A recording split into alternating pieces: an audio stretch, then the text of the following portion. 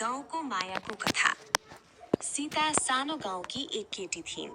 गाउँमा सबैसँग मिल्ने, तर उसको परिवारसँग जीवन निकै कष्टकर थियो।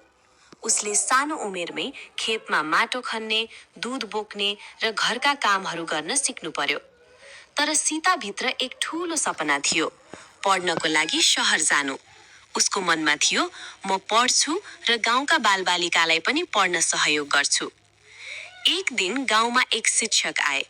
उनले सीता पढिरहेको देखे र भने, यो केटी पढ्नुपर्छ।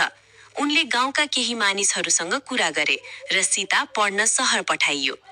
सीता धेरै कष्ट सहेर पढ्न थाल्यो। वर्षौंपछि उनले शिक्षक भई गाउँ फर्किन्।